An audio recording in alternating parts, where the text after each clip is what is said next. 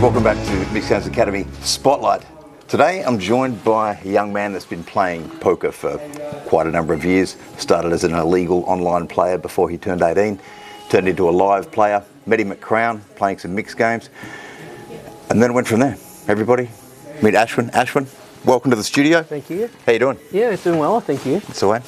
Tell us a little bit about, well, I guess just expand a little on the coming from No Limit Hold'em and then getting across to mix. What grabbed you with coming across it? Yeah, so like you said, predominantly online player for a couple of years when I was much younger, 16, and then I started playing Hold'em and PLO for about 3-4 years. Okay. And then after that, I was just online, just looking at the different game options available, and saw like, you know, there was like horse going and 8-game, and just watching them play a little bit. Yeah. And then I think I bought my first book. There wasn't much on mix back then. Okay. But I think I found like some old like stud book. Of course, you know, you see Harrington on Hold'ems and stuff like that, and there was some old things by a few of the older guys. Okay. And yeah, then just started playing mix online, and ever since I played mix online, I stopped playing Hold'em. Yeah, okay. What's your, we've got a bunch of games that we play, draw games, stud games, flop games, and I want to know what your favourite draw game is. Favourite draw game would have to be Badeucey. Badeucey? Yeah. Okay. Give us a brief explanation for those at home that don't know how to play Badeucey. Yeah, so it's very similar to Deuce to 7 triple draw and Badeucey combined basically, and half the pot goes to the best Badeucey, so the best unsuited 4-card low hand, and the best Deuce to 7 triple draw hand. Okay, beautiful. The difference with Badeucey versus regular Badeucey, in Badeucey your nut low or the best hand is ace 2 3 4 rainbow. In Badeucey the ace is always high in that particular game. So the nut low for the Badeucey side is 2 3 4 5 offsuit with a 7 kick out, doesn't matter of the suit. So obviously you want to be as nutted as you can. Yeah. If you're giving somebody a tip on playing Badeucey, yeah, where would you start? So I'd probably say that in this game compared to normal triple draw, an offsuit 6 is very playable. Because the offsuit 6 will normally, if you have 3 offsuit cards, say Deuce 3 6, then when you make your Badeucey, it's often going to be good, or you're going to have half of the pot locked up drawing to a Deuce to 7 hand, compared to regular Deuce to 7 where you have a 6 and maybe you have a 3 4, and then it becomes pretty dicey with your draw. Yeah. So that's a key tip. I'd say the 6 is not the worst card, and often can get you some big pots compared to regular Deuce to 7. And there's also the other side where you can end up picking up half a pot even if you end up with a hand like 3 4 5 6 7, but you have a 3 4 5 6 Badeucey, you've got no chance at the low half, but you definitely are a strong chance on that half for the Badeucey half. Yeah, okay. That's right. What about stud? Let's move into the stud games. So we've got a whole bunch of stud games we play. We've got Deuce to 7 Razz, we've got Razz, we've got stud high low 8 or better, stud high low regular. Sticking within those, we'll call it the legit games as far as stud goes. What's your favourite? I'd probably say Razz is my favourite. Yep. Okay. One-way game would have to be Razz or stud. I prefer Razz because there's a lot of, I guess you have to take a lot of the, like any stud game, dead cards into consideration, but it becomes a bit of a mind game with someone presenting a low board, and you know, sometimes you've seen a lot of their dead cards. Right, everybody, you put yourself in really tough spots, and it's one way, so it's fun. And it's just interesting. I just find it really interesting. Like, and you see with the live stream on the MGA where a lot of people completing with, you know, queens, jacks in the hole, and it really the strength of your up card is really what makes or breaks your hand. And then, you know, future draw streets, future, you know, 3rd street, 4th street, see what happens, and go from there. Okay. Yeah. Slightly different question. When it comes to your table image, what do you think people think about you when they're playing on the table, and are they right or wrong? I think a lot of people think that I'm a really tight player. Yeah.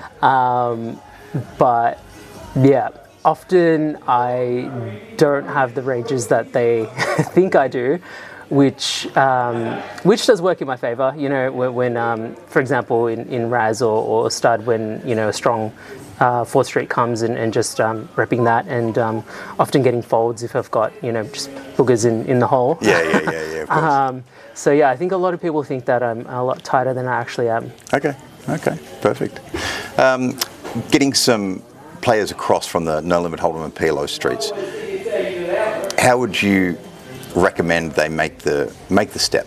Where do they start? What are some things they need to know? Just a couple of tips to help them across. Yeah. So yeah, I guess they could probably start with obviously learning and playing just one game and building from there. Yeah. They could jump into a horse or an 8 game and it'll be a pretty steep learning curve, or they could just pick up a couple of games, probably something similar to PLO, which would be PLO high-low. Yep. Be a good starting point, and then at least they get to see a split pot game. Okay. That'll probably be best, and then from there, if they were learning one of the stud games, and then it's pretty similar because they just want to know, what's the format.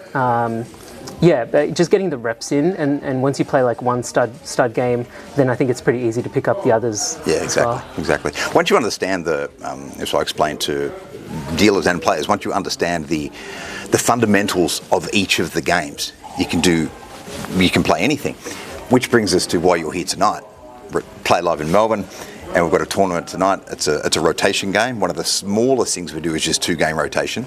What are we playing tonight? We're playing Deuce 7 Drawmaha, and we're playing Drawmaha High. Okay. You kick us off on Drawmaha High. What does everybody need to know about the game? Best 5-card high hand in your hand, and best 5-card hand on the board. Basically, best Hold'em hand or best Hold'em board. 3 cards on the flop, and after the five cards. Yep. Sorry, best high 5-card hand. Yes. And then in Drawmaha Deuce 7, it's the best Deuce 7 hand that you have, and then the best high hand on the board.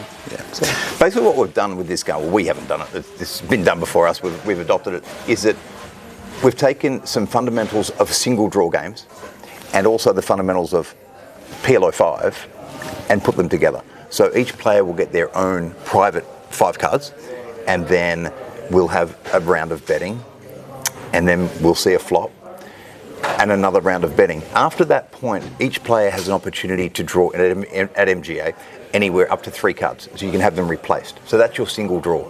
And then we get a turn card immediately, and then the betting kicks off again, and we go to a river, then we have a showdown. So we've mixed up the betting. We like to mix not only like the games, we mix up the betting as well. So we're running at fixed limit pre, fixed limit on the flop, and then we go crazy and pot limit from the turn and pot limit on the river.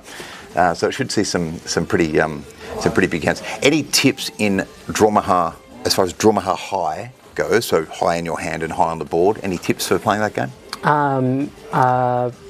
Preference your high hand in your hand compared to the board.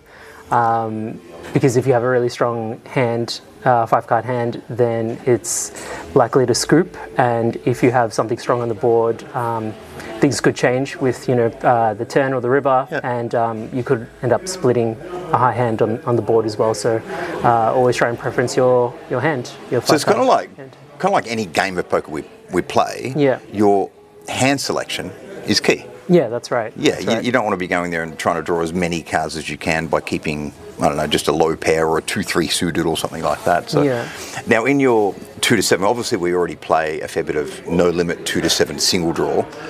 I know you play a lot of it online, you play a lot of it live as well.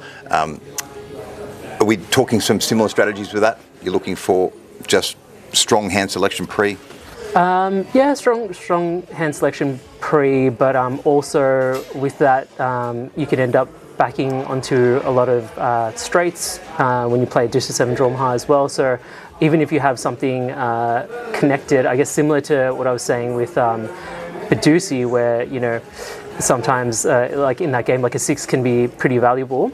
In this, if you have something that's like a say 9, 8, 7, 6 deuce, and being like one of the worst 9s, can often be a decent hand, two-way hand, because you can make a lot of straights on the board, compared to regular deuce to 7 single draw where you have like a 9-8, 7-6-5 deuce, and there's a lot of action.